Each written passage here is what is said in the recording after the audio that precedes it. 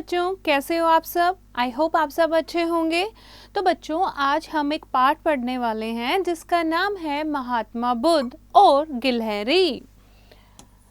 तो बच्चों, इस पाठ को पढ़ने का क्या उद्देश्य है? प्रस्तुत पाठ में बताया गया है कि हमें घबराकर या निराश होकर किसी कार्य को छोड़कर नहीं जाना चाहिए। यदि हम निरंतर प्रयास करें तो सफलता अवश्य मिलती है। तो बच्चों, इस कहानी से आपको क्या पता लगेगा कि किसी भी अगर हम कुछ पाना चाहते हैं तो बीच में घबराकर या फिर परेशान होकर हमें वो चीज़ नहीं छोड़नी चाहिए। हमें हार्डवर्क करना चाहिए, मेहनत करनी चाहिए। जब हम निरंतर प्रयास करते रहेंगे, मेहनत करते रहेंगे तो एक ना एक दिन सफलता जरूर मिल जानी है।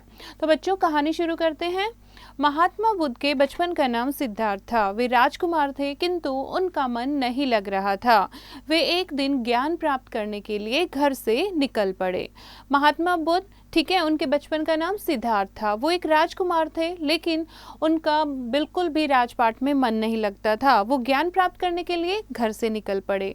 घने जंगलों में उन्होंने खूब तप किया। तप क्या होता है बच्चे? तपस्या। तप किया, लेकिन उन्हें ज्ञान की प्राप्ति नहीं हुई। काफी दिनों तक शरीर को कष्ट दिया और भूखे प्यासे भी रहे। कष्ट क्या होता है? अपने शरीर को कष्ट दिया, अपने शरीर को दर्द दिया और भूखे प्यासे भी रहे। एक समय ऐसा आया जब वे हताश हो गए। हताश मतलब निराश हो गए, परेशान हो गए। उन्हें अपने आप पर भी विश्वास नहीं हो पा रहा था कि वे सफल हो पाएंगे या नहीं। अब उनको खुद पर विश्वास ही नहीं था, यानी भरोसा ही नहीं था, क्योंकि इतने तप वो कर चुके थे। ठीक है, भूखे प्यासे भी रह के देख लिया, उन्होंने अपने शरीर को भी बहुत कष्ट भी दिया, फिर भी उनको ज्ञान की प्राप्ति नहीं हो रही थी। तो वो परेशान हो गए थे कि पता नहीं उन्हें ज्ञान की प्राप्ति होगी भी या नहीं। उसी क्षण महात्मा बुद्ध को प्यास लगी। वे उठकर एक झील के समीप पहुंचे। समीप क्या होता है? पास पहुंचे, नजदीक पहुंचे।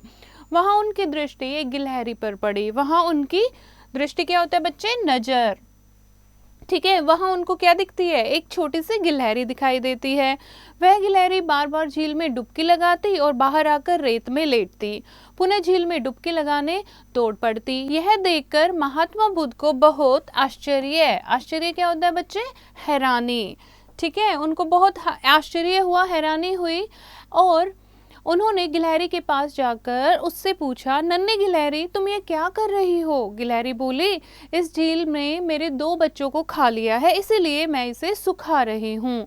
महात्मा बुद्ध को यह सुनकर बहुत आश्चर्य हुआ। उन्होंने उससे फिर पूछा, तुम्हारे इस तरह करने से क्या ये संभव है? संभव क्या होता है? संभव होता है, क्या ये हो सकता है? क्या ये होने लायक है? यह मैं नहीं जानती, परंतु जब तक यह सूख नहीं जाएगी मैं प्रयास करती रहूंगी। प्रयास मतलब प्रयत्न, ठीक है, कोशिश करती रहूंगी। गिलहरी ने जवाब दिया। गिलहरी की बातें सुनकर महात्मा बुद्ध को बहुत आश्चर्य हुआ। वे बोल पड़े, इस जन्म में तो यह संभव नहीं लगता। तो क्या कहते हैं गौतम बुद्ध? महात्मा बुद्ध कहते हैं कि इस जन्म में तो ये नहीं हो पाएगा। इतनी बड़ी झील को तुम एक बार पानी में जाती हो, झील में जाती हो, फिर रेत में लेट जाती हो, फिर झील में जाती हो, तो ऐसे कितना पानी आता है? एक एक बूंद पानी आता है। तो तुम्हारे ऐसे करने से झील तो नहीं सूख पाएगी। उनकी बात सुनकर गिलहरी ने कहा, इस प्रकार थोड़ा थोड़ा पानी निकाल कर शायद मैं इस झील को सुखा दूंगी, ऐसा मेरा विश्वास है। महात्मा बुद्ध को गिलहरी की बात समझ आ गई। वे समझ गए कि हमें अपनी तपस्या में लगे रहना चाहिए, हमें अपने आप पर भरोसा रखना चाहिए, तभी हम अवश्य सफल होंगे। अवश्य क्या होता है? जरूर। तो गिलहरी की ये बात सुनकर महात्मा बुद्ध को ये शिक्षा मिलती है, उनको ये बात समझ आ गई कि हमें कोशिश करते रहना चाहिए, हमें तपस्या करती रहनी चाहिए, खुद पर भरोसा होना चाहिए, कभी ना कभी सफलता जरूर मिलती है। तो बच्चों, इस कहानी से हमें क्या शिक्षा मिलती है? इस कहानी से हमें शिक्षा मिलती है कि अपने आप पर सदैव भरोसा रखना चाहिए। तो बच्चों, ये था आज का पाठ। आशा करती हूँ आपको ये कहानी समझ आई होगी। एक बार फिर से आप इसको दोहराएंगे और एक्सरसाइज जो है उसकी प्रैक्टिस आप खुद करेंगे।